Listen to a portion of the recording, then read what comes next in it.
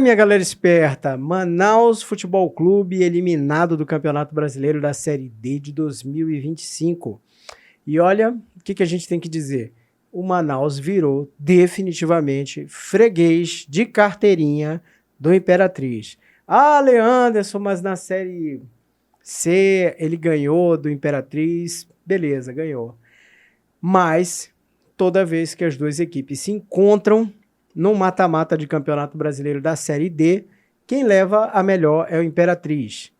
E o pior, né? A coincidência. De novo, nos pênaltis.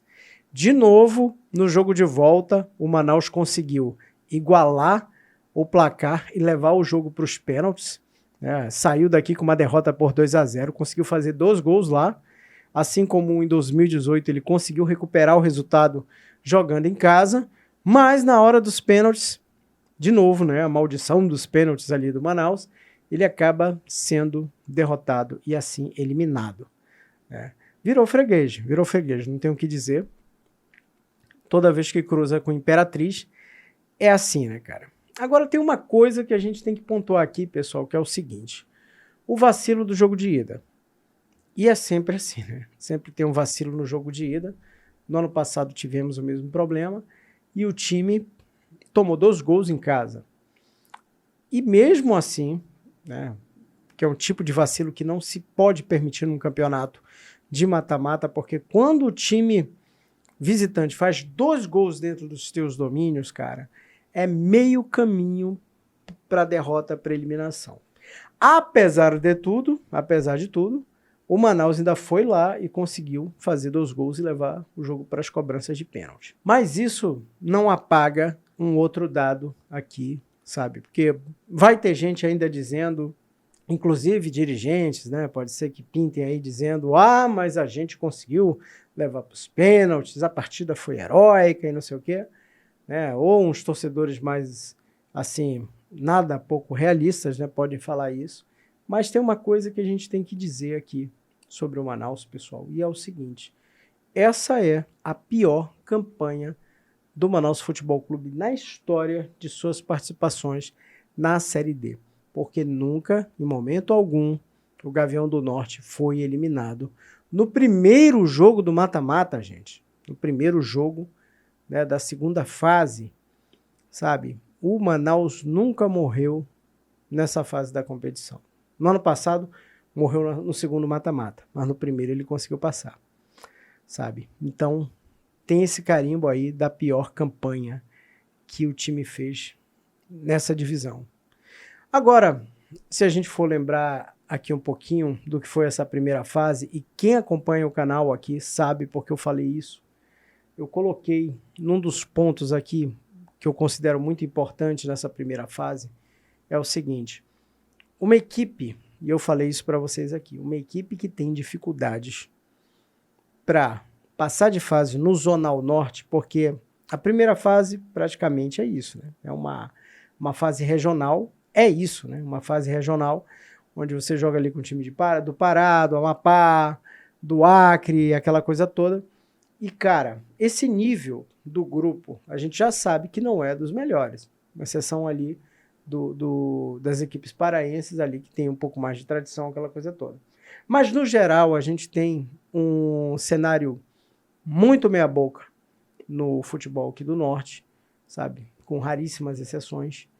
Então você, nessa fase, se você quiser realmente ser aquele time que vai aspirar, que vai tentar um acesso, você tem que chegar nessa fase chutando o pau da barraca. Ou seja, não dá para você, nessa fase da competição, especificamente, você está patinando como o Manaus patinou e como ele vem patinando há 2 anos, certo? Há 2 anos o Manaus vem patinando nessa fase, vem deixando a desejar. E aí, quando chega o mata-mata, gente, se você não consegue fazer uma primeira fase assim arrasadora para sobrar realmente no grupo, o que vai acontecer? Você mostra que você vai ter dificuldades sérias ao longo da competição, e nem precisa ser muito longo, né? No caso do Manaus já morreu aí na primeira fase. Então é um sintoma, e eu falei sobre esse sintoma aqui, eu disse que seria difícil ter acesso quando o time já na primeira fase mostrava todas essas deficiências, sabe? Então, no fim das contas, adoraria ter errado, mas eu acompanho esse campeonato desde que ele surgiu, desde o ano de 2009. Eu sempre acompanhei todas as edições da Série D. E a gente sabe como é a dinâmica do campeonato, como o campeonato é um campeonato muito difícil, é um campeonato muito duro, mas, sabe, aqueles times que começam muito bem na sua fase de grupos, assim, começam sobrando, tende às vezes a dar bom, a se classificar melhor. Uma vez ou outra que a gente não tem essa situação, agora quando a gente resgata os acessos, por exemplo, das equipes amazonenses, nas 2 vezes em que a gente subiu, uma com Manaus, outra com Amazonas, nas 2 vezes os clubes foram muito bem na primeira fase. Chegaram inclusive a fazer melhor campanha nacional.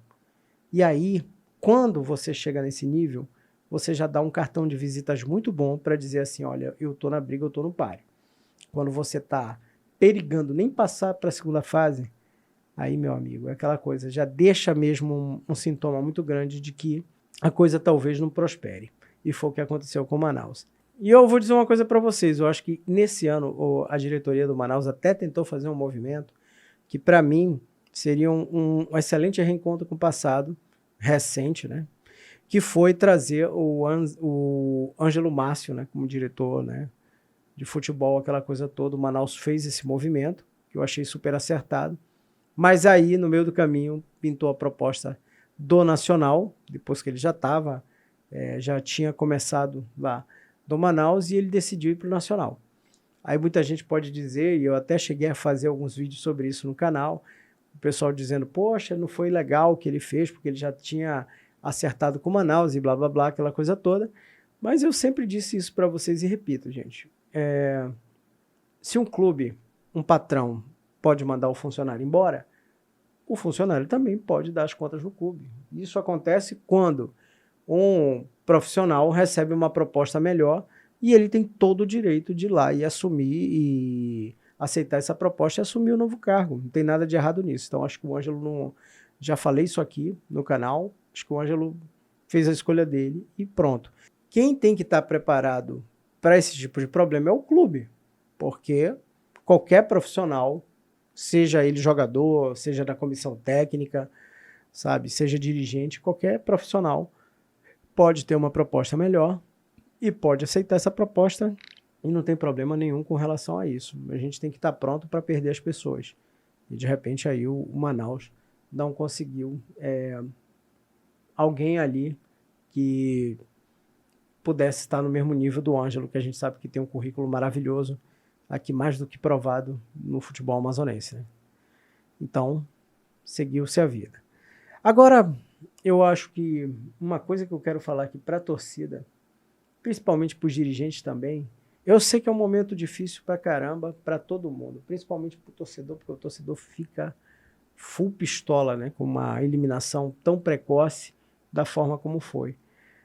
Mas eu acho que tanto a torcida quanto os dirigentes do Manaus, eles precisam ter uma atenção muito especial nesse momento que o clube está passando, da seguinte forma: o Manaus ele não pode se acostumar a ser novamente um time pequeno, um time sem importância, um time que preenchia ali o meio de tabela do campeonato amazonense e só, e ficava nisso.